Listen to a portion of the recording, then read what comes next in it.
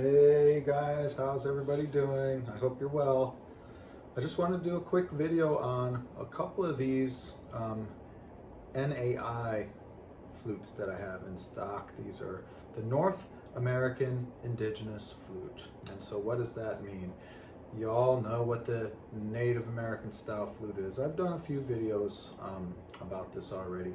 The Native American style flute is a term that's used for the classic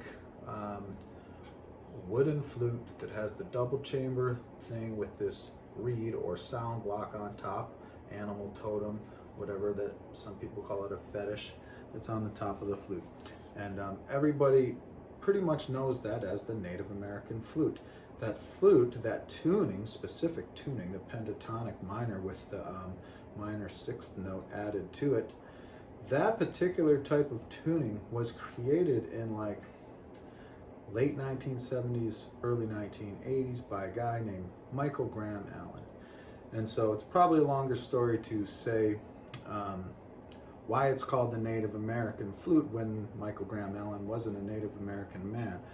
But that scale became popular. And I will say what is Native American about the Native American style flute or the Native American flute is the construction, the way that the two chamber concept is created, the way that this reed is created. This was found, this style of making flute where you blow into one end and then there's this dual chamber with the reed on top. That has been found, in indigenous Americas for 100 years, going back hundreds of years. They've found flute artifacts that have that design.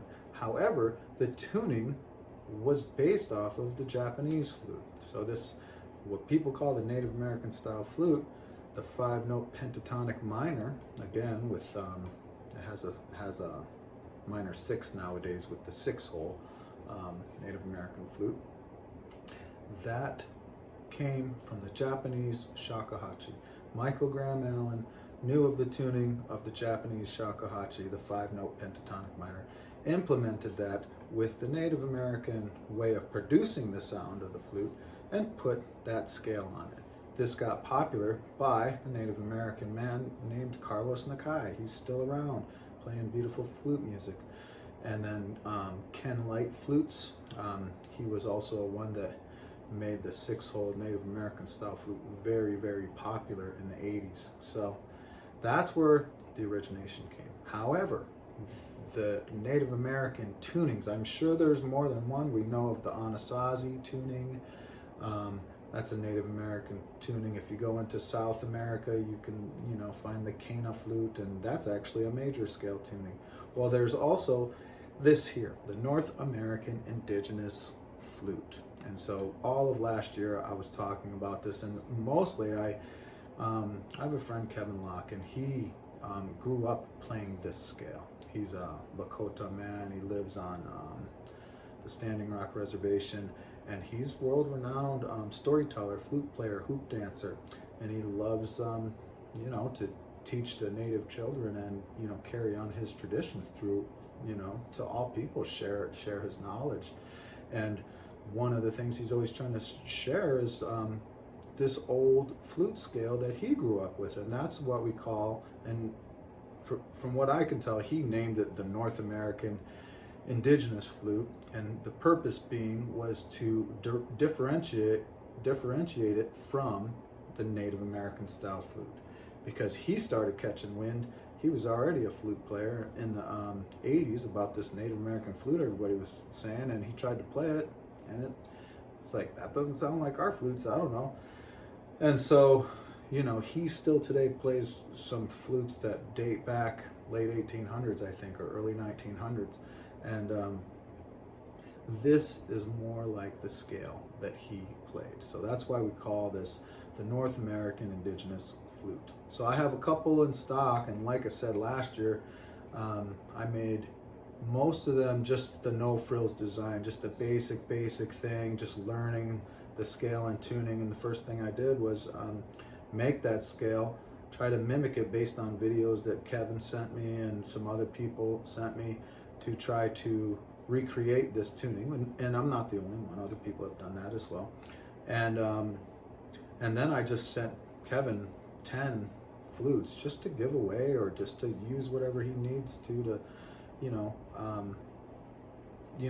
spread the word and or spread the knowledge of his old traditions with people.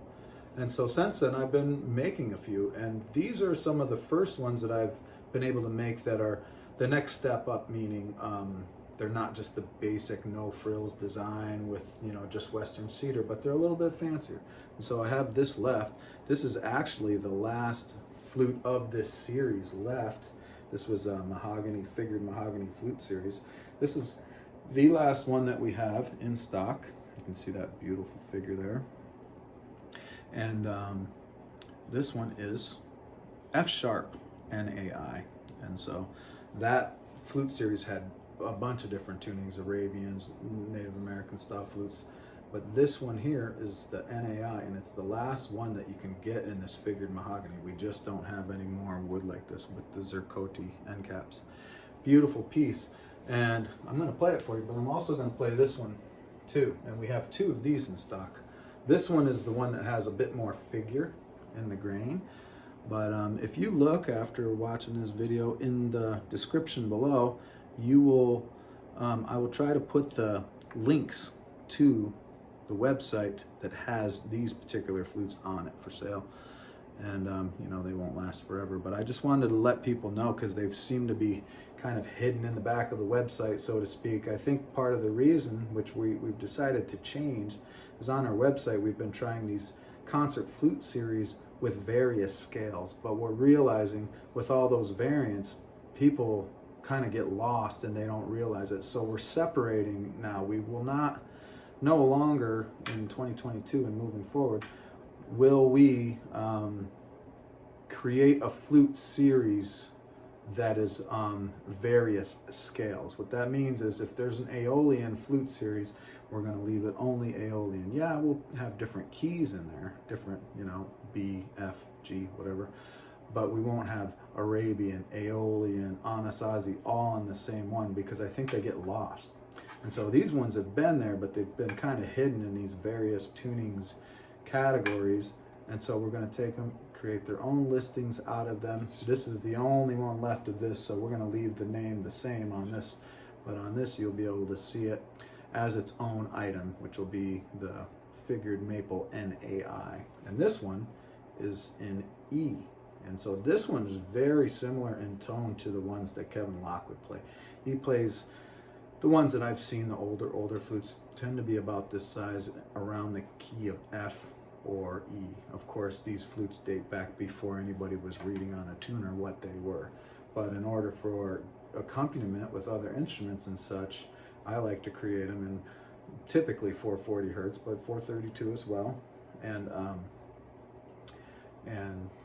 tune them so each note is in tune to what we would call in tune, so that it can play with other instruments.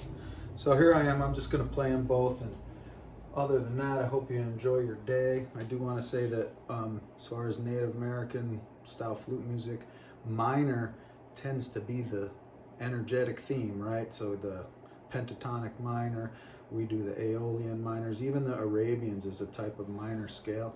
These are more of a major scale. So when you get an F and you were playing, or this one's an F sharp, and you were playing with a guitar, they're not going to want to play an F sharp minor with this. They're going to want to play an F sharp major.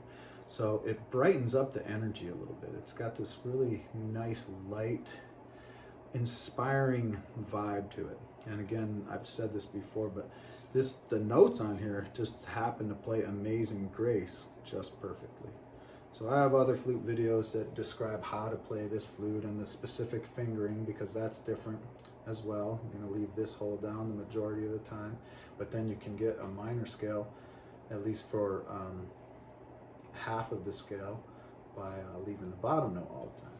So that's another video, but I'll just play these for you, and wish you a blessed and happy day.